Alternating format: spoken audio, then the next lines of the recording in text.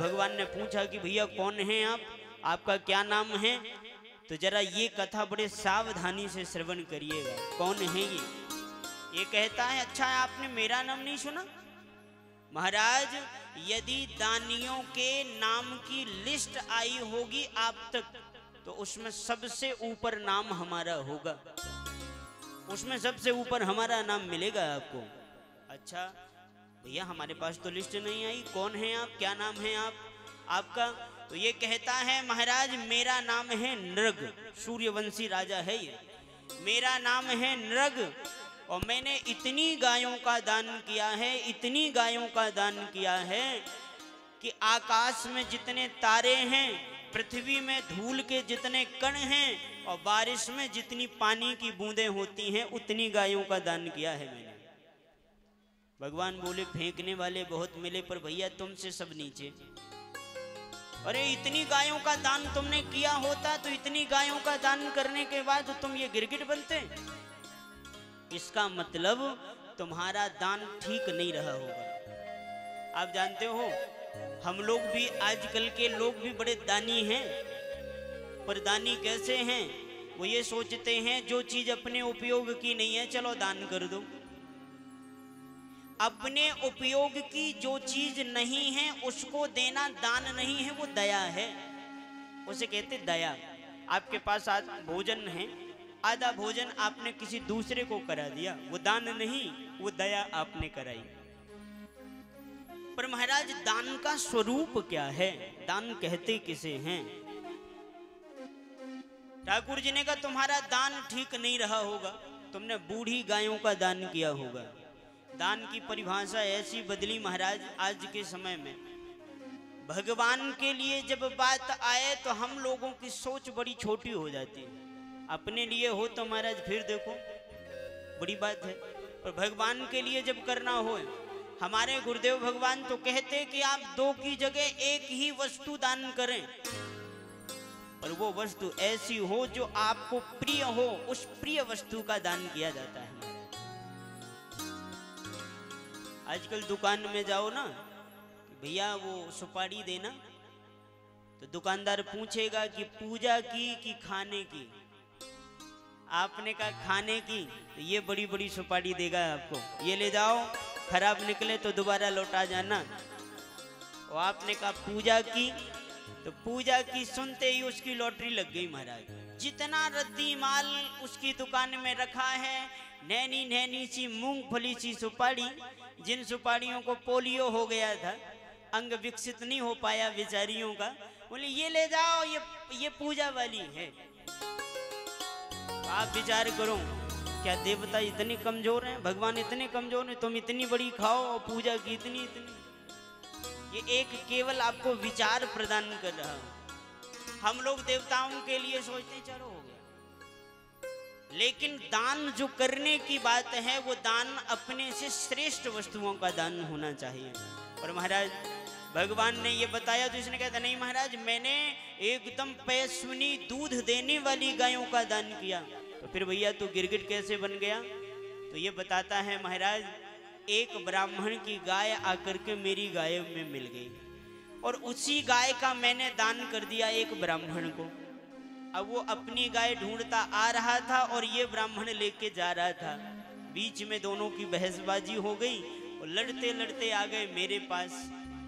पर अब मैं क्या करूं, क्या बोलता? मैंने पहले तो बहुत समझाया कि हे ब्राह्मण देवता आप इसके बदले में 1000 गाय ले लीजिए, पर इस गाय को छोड़ दीजिए। वो कहते ना मेरी गाय है, मैंने ईमानदारी की कमाई से उस गाय को अर्जित किया है, मुझे तो वही गाय चाहिए।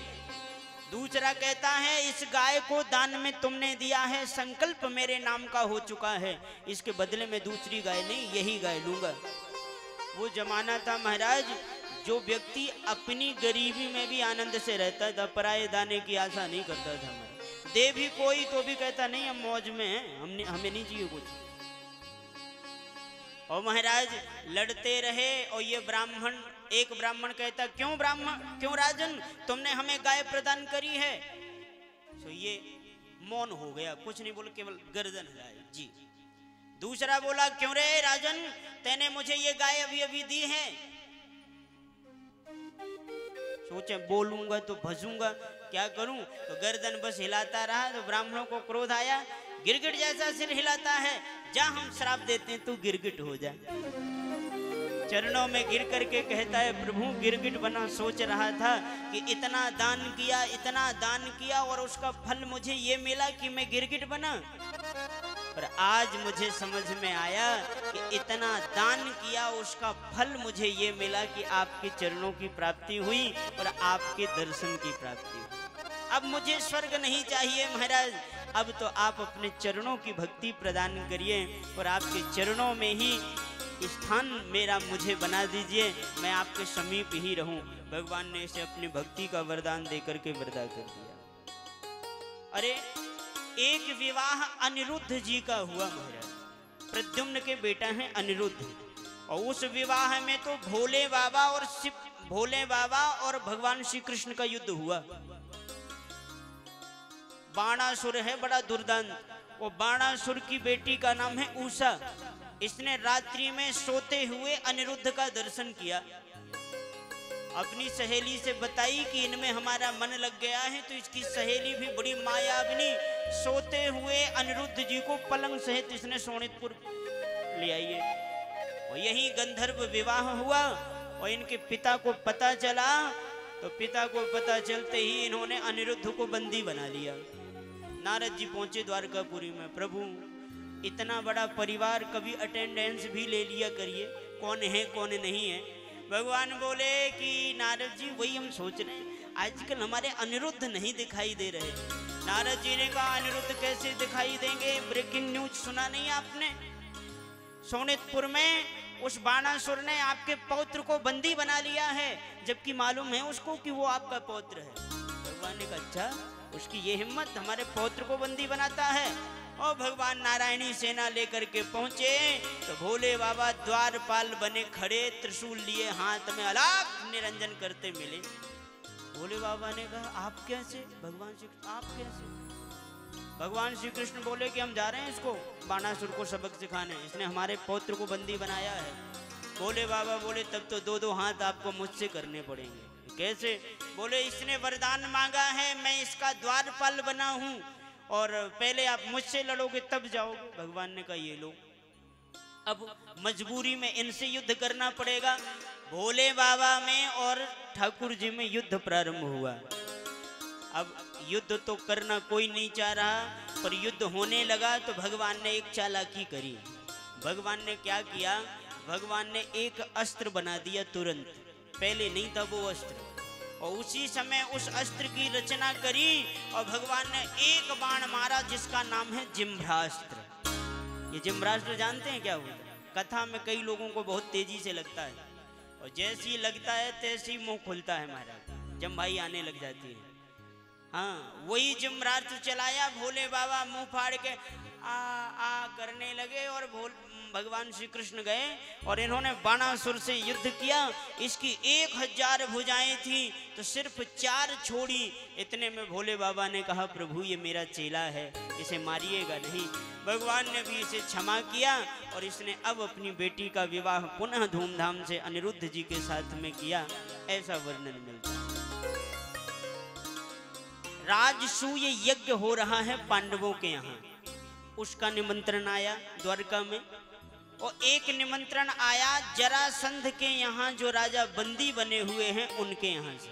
और भगवान राजसूय यज्ञ में गए और राजसूय यज्ञ में जाकर के और भीम को साथ में लेकर के भगवान ने जरासंध का वध करवाया और पुनः यज्ञ को समुचित प्रकार से सुंदर व्यवस्थित करके और बड़े आनंद के साथ यज्ञ हुआ। और उस यज्ञ में ठाकुर जी ने सबको अपने अपने अनुसार से सेवा प्रदान की। देखो भैया, अच्छा वही दूसरे को खिला सकता है जो स्वयं अच्छा खाए।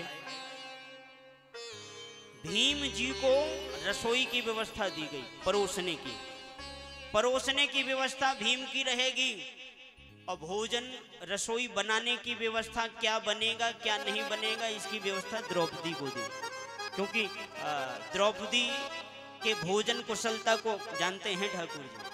और भीम भोजन कराते हैं तो जिसको 4 फुलके पाना है उसको 8 पे मत खाओ। क्या खाते हो यार, 4 में क्या होगा, थोड़ा और लो। और कई लोग जो स्वयं बीमारी के कारण एक फुल्का पाते, एक रोटी, तो वो घर आए मेहमान को एक फुल्का दे के फिर दोबारा पूछते और रख दे। सोई बेचारा लाज के मारे मर जाता, नहीं नहीं बस हम भी इतना ही खाएंगे।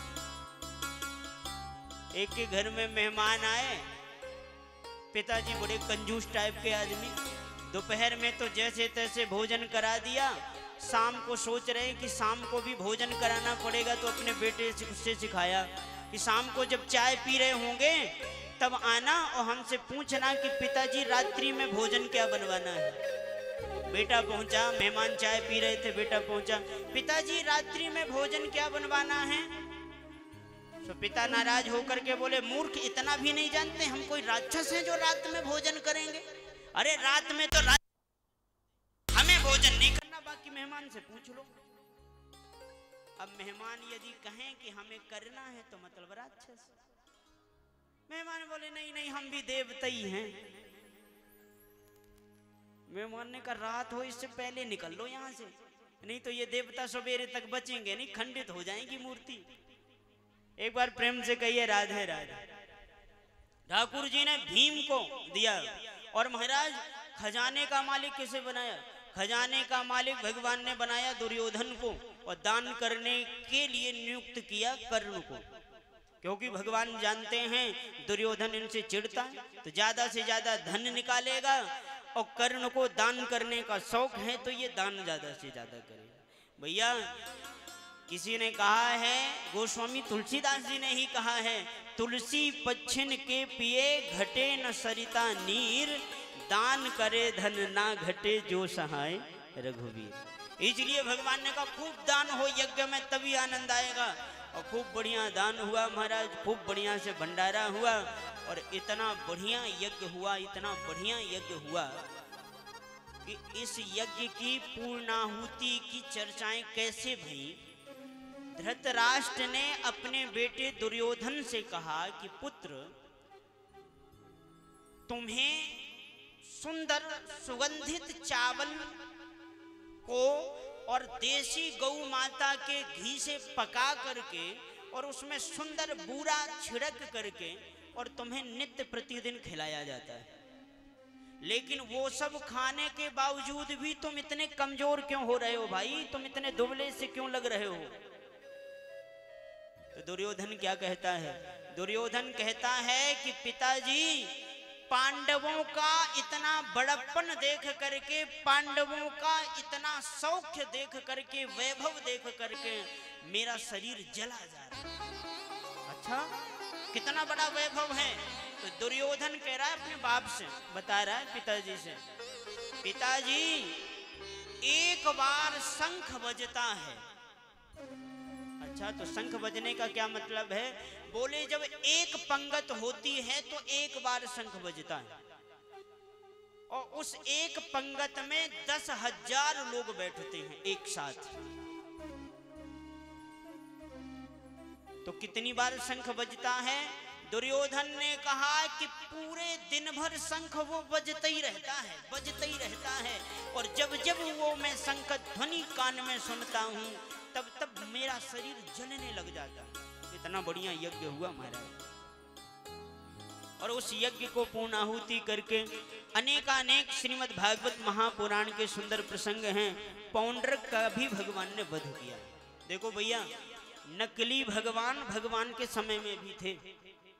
अब जो आपने भी कई सुना होगा नकली भगवान, नकली भगवानों की तब कमी नहीं थी जब भगवान थे महाराज। अब हो जाए तो क्या, कई नकली भगवान तो महाराज जेल में हैं इस समय,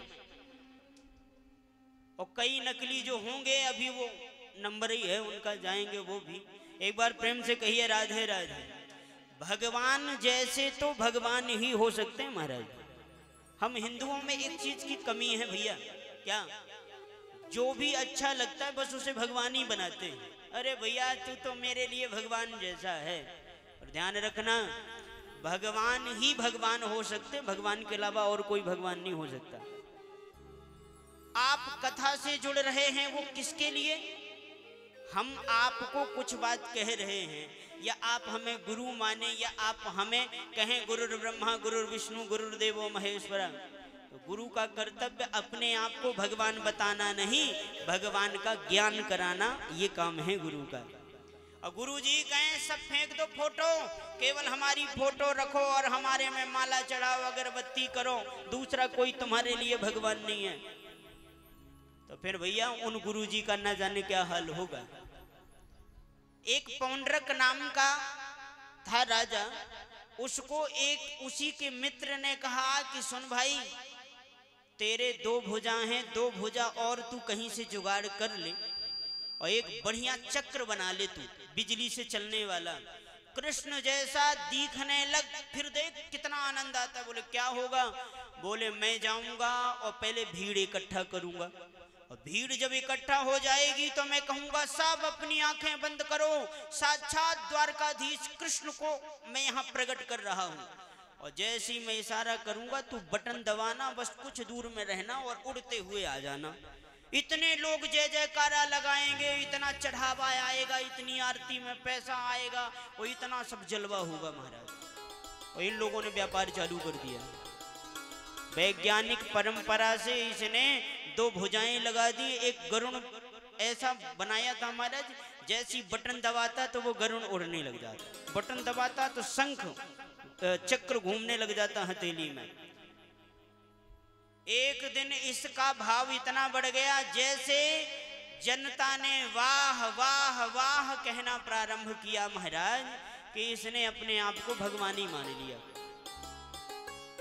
हमने बताया ना आपको, भीड़ और भेड़ में कोई अंतर नहीं होता। हमने चित्रकूट में देखा है, कोई मैया परिक्रमा लगाते लगाते बेचारी थक गई, तो वो दीवाल में उसने हाथ लगाया और उसी हाथ में उसके लगा था चंदन, और वो चंदन लग गया दीवाल में। अब जैसी दीवाल में चंदन लगा तो पीछे से जितने भक्त जा रहे हैं वहां चंदन लगाते, यहाँ लगाया जाता है, यहाँ कोई सिद्ध देवता रहते हैं। देखो अब महाराज वो अच्छी खासी दीवार पेंट करी थी, उसको कबाड़ बना दिया। कई हमने देखा है मंदिर में, हम आपसे सच्ची घटना बता रहे, अपनी देखी हुई। एक व्यक्ति ने अगरबत्ती जलाई, अब उसने सोचा कि ये इसका अगरबत्ती की जो पॉलीथीन है वो कहाँ डालूं, तो उसने खिड़की में ऐसी उसको गुर्रे दी। उसके जाते ही दूसरे दिन पूरी खिड़की पैक पन्नियों से महाराज, सब ने वहीं पे, मन्नत होती है यहाँ पूरा होता है, अगरबत्ती की पन्नियां बांधो तो महाराज पूरा होता। कई लोग तो कहने भी लग गए, मैंने अगरबत्ती की पन्नी बांधी, 5 दिन बाद मेरी बहू के लड़का हो गया। 5 दिन बाद महाराज बड़ी मनोकामना पूर्ण होती है।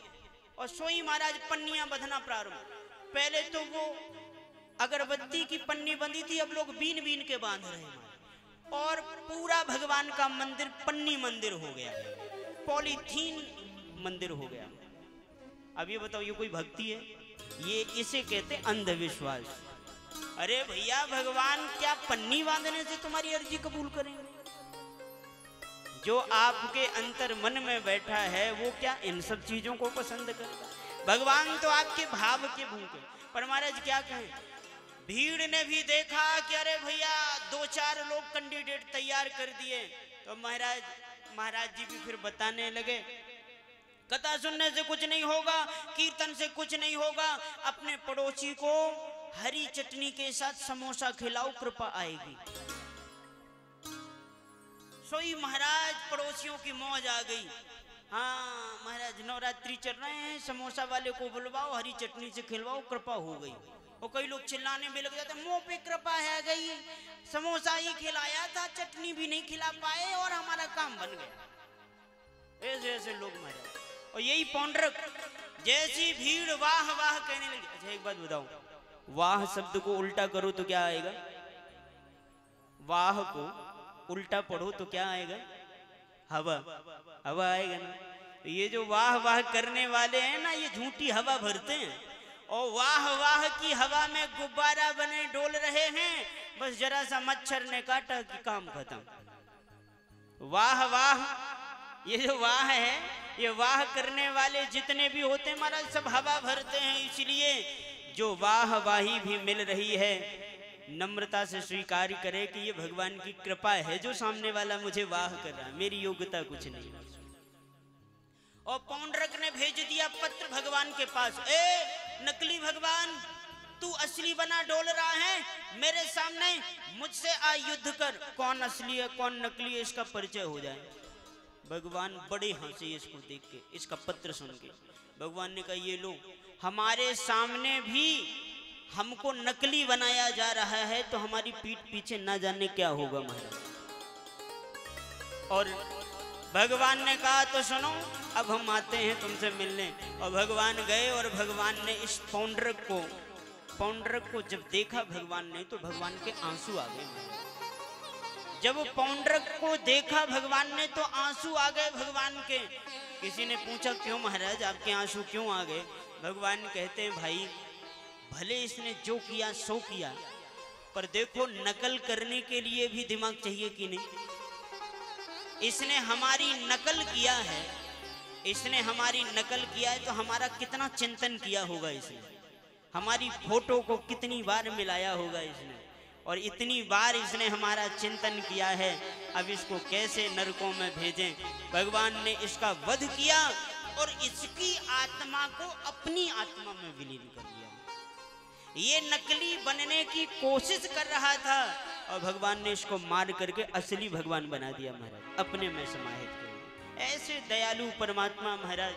और ये सुंदर पावन कथा सुन करके परीक्षित जी महाराज बड़े द्रवित हुए और परीक्षित जी कह रहे हैं प्रभु हमने सुना है कि भगवान ने दीनों पर कृपा करी, इसीलिए तो उनका दीन बंधु नाम पड़ा।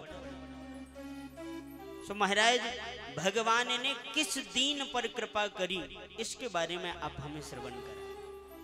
अरे उनका दीन बंधु नाम पड़ा है तो आखिर उन्होंने कौन से दीनहीन पर कृपा करी, आप उसका चरित्र सुनाएं। तो आप जरा गौर से सुनिएगा।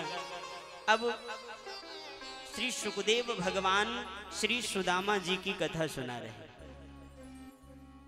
इतना सुंदर वैशिष्ट है सुदामा जी का कि महाराज सुदामा जी की कथा कहते हुए और सुखदेव भगवान सुदामा जी का परिचय देना ही भूल गए।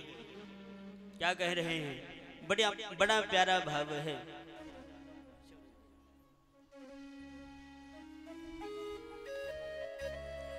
और आप जरा एक बार जयकारा लगाएं और फिर हम लोग सुदामा जी की कथा कहें। बोल सुदामा जी महाराज की। भैया थोड़ा सा शार्प कर दो, थोड़ा सा इको कर दो।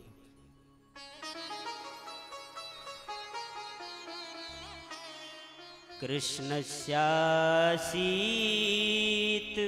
सखा कच्चे